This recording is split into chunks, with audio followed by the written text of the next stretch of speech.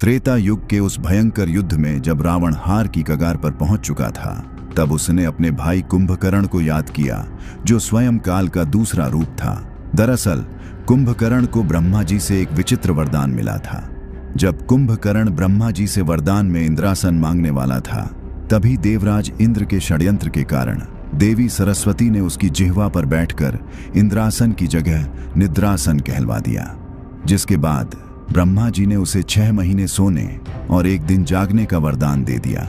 आज लंका पर घोर विपत्ति आई तो रावण की आज्ञा पर राक्षस सेना कुंभकर्ण को जगाने पहुंची। हजारों ढोल नगारे पीटे गए, कान के पास भाले चुभोए गए, पर कुंभकर्ण फिर भी नहीं उठा।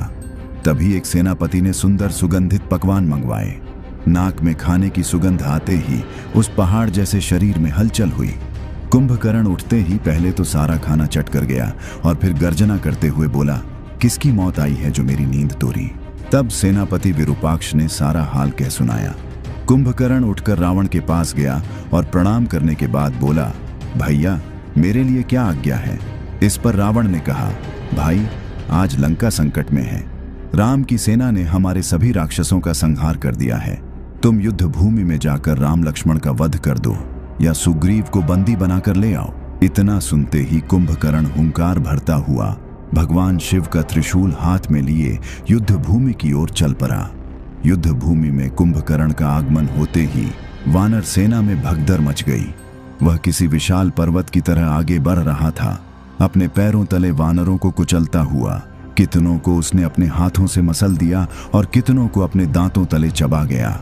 यह देख वानर सेनापति अंगद ने दहाड़ लगाई, वीरो भागो मत, कायरों की तरह मरने से अच्छा है लड़कर मरना। यह सुनते ही वानर सेना फिर से इकट्ठा हुई। तभी वानर राज सुग्रीव, अंगद, नल नील जैसे महावीरों ने एक साथ उस पर हमला किया, पर उस दैत्य पर कोई असर नहीं हुआ। उसने एक ही झटके में सबको घायल कर दूर फेंक दिया। तभी भालुओं के राजा जामवंत ने अपनी पूरी ताकत से एक मुक्का उसके जबड़े पर जरा। कुंभकर्ण लड़खड़ाकर जमीन पर गिर पड़ा, पर अगले ही पल वह घायल शेर की तरह फिर से खड़ा हो गया। कोई भी योद्धा कुंभकर्ण के सामने एक पल भी टिक नहीं पा रहा था। और तभी सिंह की तरह गर्जना करते हुए आए पवन पुत्र हनुमान। उनका शरीर सोने के पहाड़ की तरह चमक रहा था, हाथ में विशाल गदा और आंखों में प्रलय की ज्वाला। हनुमान जी सिंह गर्जना करते हुए बोले, अरे अहंकारी कुंभकर्ण, इन वानर सैनिकों पर क्या शक्ति दिखाता है, हिम्मत है तो मुझसे लड़। कुंभकर्ण ने घमंड से हंसते हुए कहा, हनुमान आज तुम्हारा अंतिम दिन है, बच सको तो बचो मेरे इस अस्त्र से। और उसने एक त्रिशूल नुमा बाण उठाया और उसे मंत्रों की शक्ति से साधकर शूलास्त्र के रूप में हनुमान जी पर फेंका। वह शूलास्त्र हवा को चीरता हुआ, प्रलय की आवाज करता हुआ हनुमान जी की ओर बढ़ा।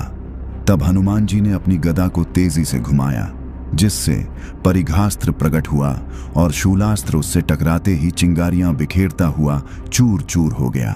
अब शुरू हुआ 2 महाबलियों का वो युद्ध, जिसे देखकर देवता भी कांप उठे।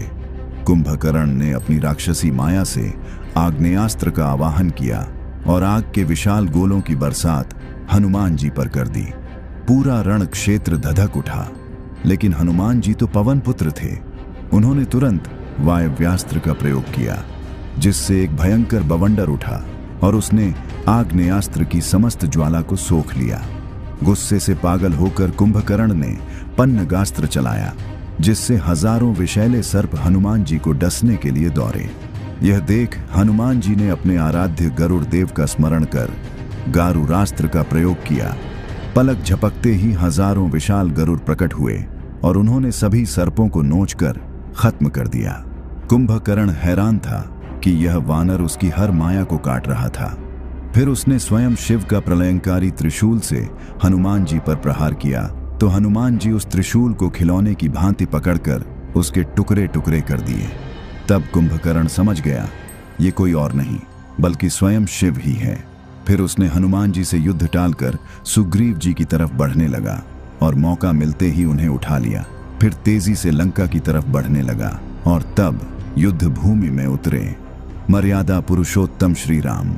श्री राम जानते थे कि कुंभकर्ण का वध किसी साधारण योद्धा के हाथों नहीं बल्कि स्वयं विष्णु अवतार के हाथों ही होना निश्चित है, क्योंकि वह पूर्व जन्म का हिरण्याक्ष था और उसके पहले वो भगवान विष्णु का द्वारपाल विजय था, जिसे सनत कुमारों ने राक्षस होने का श्राप दिया था और कहा था कि उसका वध स्वयं भगवान विष्णु के अवतार के हाथों ही होगा। श्री राम को अपने समक्ष देख विशालकाय कुंभकर्ण ने एक भयंकर हुंकार भरते हुए बोला, आ गए राम, मैं तुम्हारा ही इंतजार कर रहा था, अब संभालो मेरे इस ब्रह्मास्त्र को। इतना कहते ही उसने ब्रह्मास्त्र चलाया।